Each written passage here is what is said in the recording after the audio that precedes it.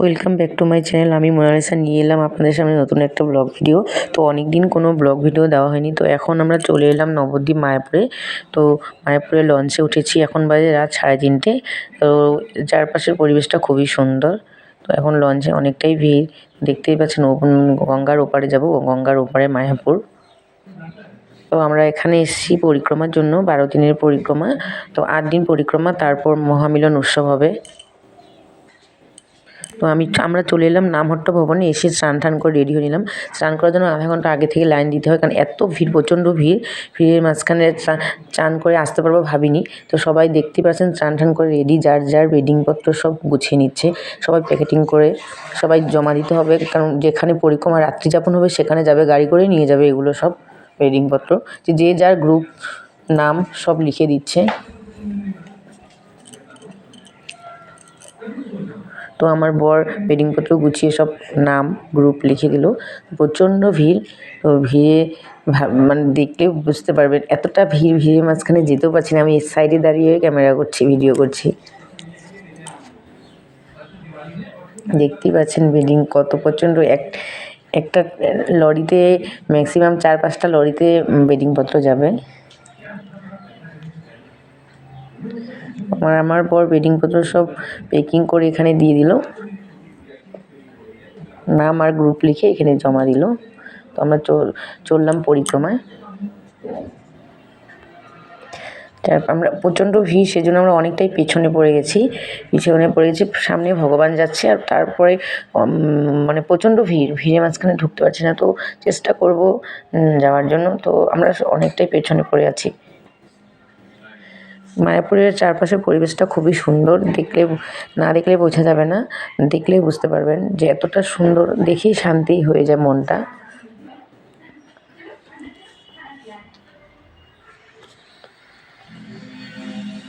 তো আমরা 14 জনের গ্রুপে গিয়েছি। তো আমাদের গ্রুপটা অনেকটাই পেছনে পড়ে গেছে। তো এখন আমরা একটু তাড়াতাড়ি যাচ্ছি হেঁটে, যেন পরিক্রমাটা ধরতে পারি।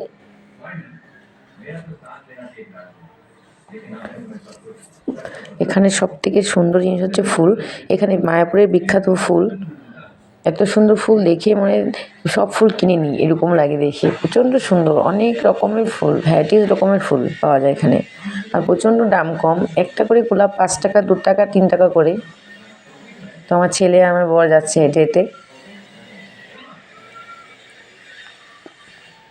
মোটামুটি ধরতে পারলাম পরিক্রমাটা। একটু এগিয়ে এলাম আমরা। তো এই দেখতে পাচ্ছেন, এই যে সামনেটা প্রচণ্ড ভিড়। তো সেই জন্য আমরা আস্তে আস্তে যাচ্ছি এখন।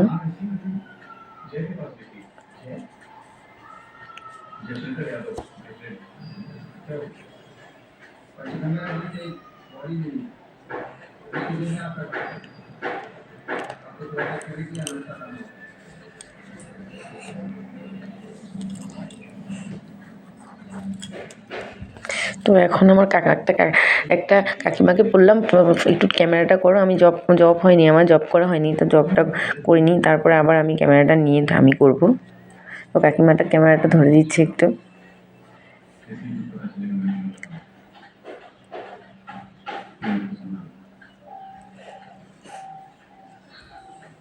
তো এখন আমরা যাব নিমাইয়ের জন্মস্থান, যেখানে নিমাইয়ের জন্ম হয়েছিল, তো সেখানে যাব। দেখতেই পাচ্ছেন সামনে কত লোকজন, একসাথে 12,000 লোক পরিক্রমা করছে।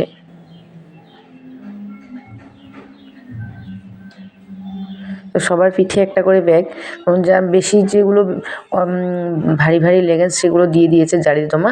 আর সঙ্গে জলের বোতল, কিছু খাবার, বিস্কুট, কিছু খাবার, হালকা খাবার রেখেছে, কারণ পরিক্রমা করে পায়ে হেঁটে যেতে জল পিপাসা পাবে অনেকেই, একটু খিদেও পাবে, তখন একটু খেয়ে নেবে।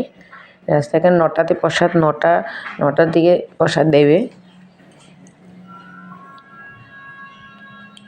9টা, 9:30 দিকে প্রসাদ দিয়ে দেবে। তো সেই জন্য অনেকে হেঁটে যেতে খিদে পায়, জল পিপাসা পায়, সেজন্য সবার ব্যাগে একটা করে জলের বোতল, কিছু হালকা খাবার নিয়ে যায়, মুড়ি, বিস্কিট।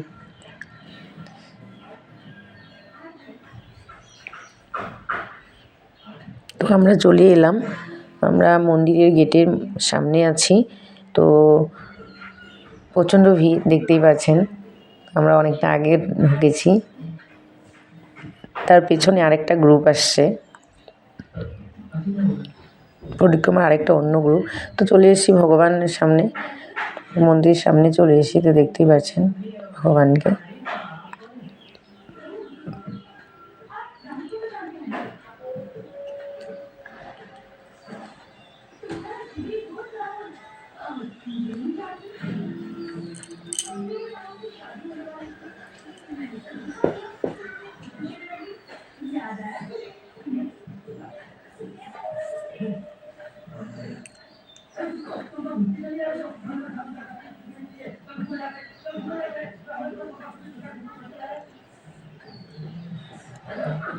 আমার ছেলে দেখতে পাচ্ছেন বায়না করছে কিছু একটু ওর বাবার সাথে।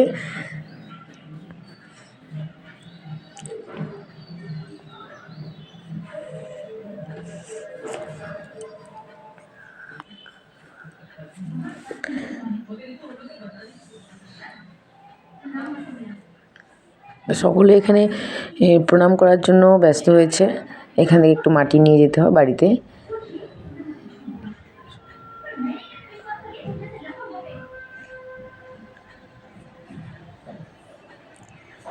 তো এখানে একটা জায়গাতে রুমের ভেতরে ভাগবত কথা শ্রবণ হচ্ছে, ওখানে সবাই শুনছেন, ভাগবত কথা হচ্ছে। তো এইদিকে বাইরে ভক্তরা নিমাই জন্মস্থানে প্রণাম করা ব্যস্ত ওখানে। তো এখন আমার ছেলেও কিছু একটা নিয়ে বায়না করছে ওর বাবার সাথে, হয়তো কোথাও যাবে। তো আমার ছেলে ওর বাবা এখন ওখানে প্রণাম করে দক্ষিণা দেবে, যাচ্ছে।